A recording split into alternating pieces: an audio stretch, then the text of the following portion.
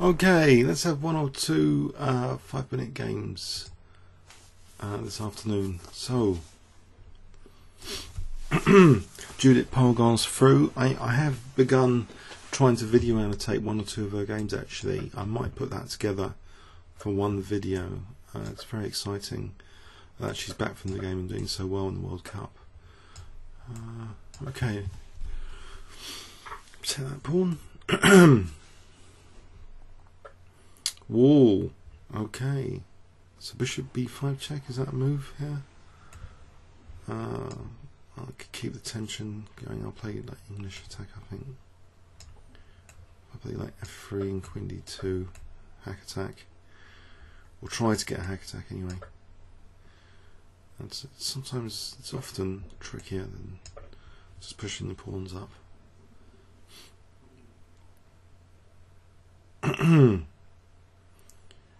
Okay, let's push pawns up. G4. Bishop pointing at G7. Push another pawn up. Right. So aim king b1 maybe, because otherwise I'm going to lose g5. Unless that doesn't matter. f4. I don't know. Maybe. What's another plan? Rook g1. Okay, so h5, bishop g5, f4, e4 will be a bit looser. What about, say, bishop h6, end of attack? That's probably why that's not a good idea.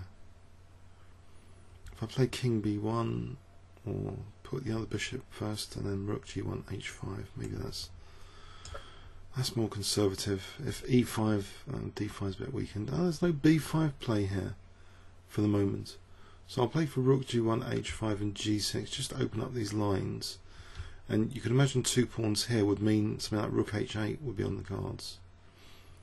Okay, what about queen g2 here? Just to protect and put the queen. I think I've seen that in some master games. If I lose the light squared bishop, does it matter? There's less pressure with this knight. Maybe I can even play c takes d, just to strengthen the centre, and then king b1. Okay, if I just... Do I need to play king b1? Looks as though there might be a problem on c3 emerging, but I could carry on perhaps with h5 here. I'll risk taking and then check.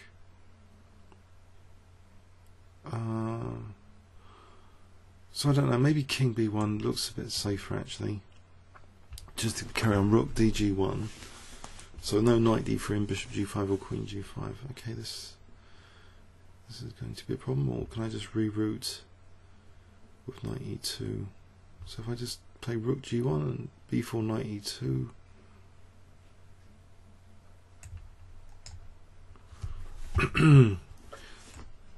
Okay, so knight d3 cd. h5 and g6 still on the cards, I hope. Okay, strengthened e4 a bit. Maybe I should try for... Ooh. Okay, so if I play bishop e3 here, might also be a possibility of bishop c1 if needed. Okay, so knight c1 now. Or is that too dangerous for rook d1? Knight c1, there might be rook c1 and bishop d3, so rook d1 might be a bit safer than queen a6, knight c1. Could be tricky.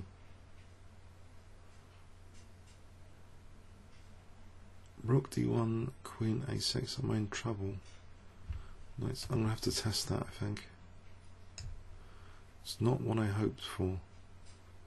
Queen a6 is looking nasty. And that's looking pretty dangerous as well. Whatever that does, so I think I'm going to have to take. Play knight c1 soon. Let's open up the a file. So queen a6, and this is a fantastic defense here. I could be a goner. Maybe knight c3. So bishop d3, rook d3. Okay, I'm surprised a little bit that queen a6 wasn't played there. It seemed quite strong. Maybe if rook c1, king c1. No. Or I could be getting hacked. No, king c or bishop c1 just to keep an eye on d3. Ouch. Got to keep an eye on d3 now. Two things protecting d3. If I try and evict the queen with bishop d2, where would the queen go? C file, bishop c3 after. There's d4. I think possibly. Do I have a move for an attack here? If I just play h5, but then d4. So what about playing d4 here? Is that too dangerous? If I play d4 here, d4 myself. Otherwise, d4 from black gives a space advantage. So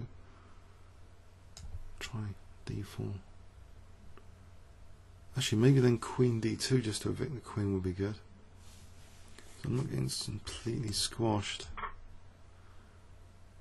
If I can get to play queen d2, keep battle in the centre as well. So rook c1, I'm saying bishop c1. Okay, so bishop d4 here. Oh, rook c1, I have to play king c1, otherwise d4 drops. There's also rook takes d4, and the other rook can protect c1. What about just rook takes d4? Just getting that queen out, I hope. Mind you, I've only got a minute now. Carry on with this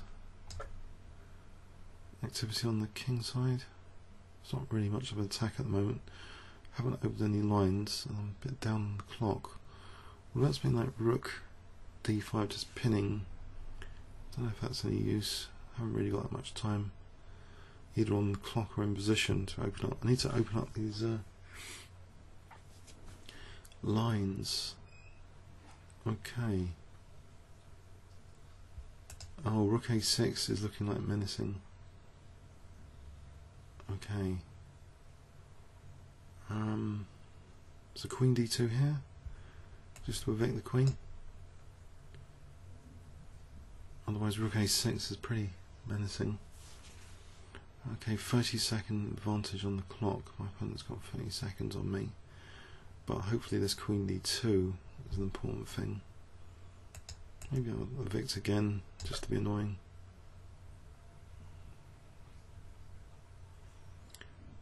Then possibly g6. Let's try and open up some lines.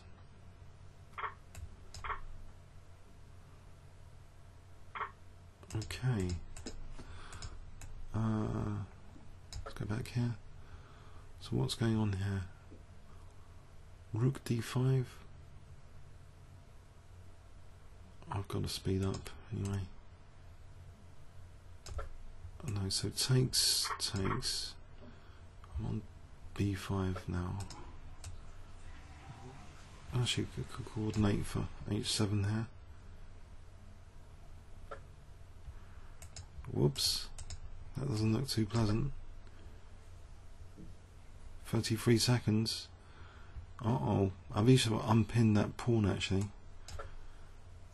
So that was one advantage. I'm going to be queen d3 or knight d3 to f4, 30 seconds. That's my king in trouble. Was this a good idea? Knight c5 maybe? b4. I'll play e6 and e7 and queen e6 or e6.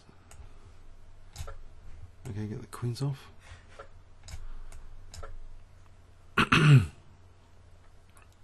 Rook f3 has to take on f7, but I've got to guard h3 I think. Oh, there's b2. Oh, I've just been mated. Oh dear. Oh well. Oh dear. That was okay until then. Oh dear.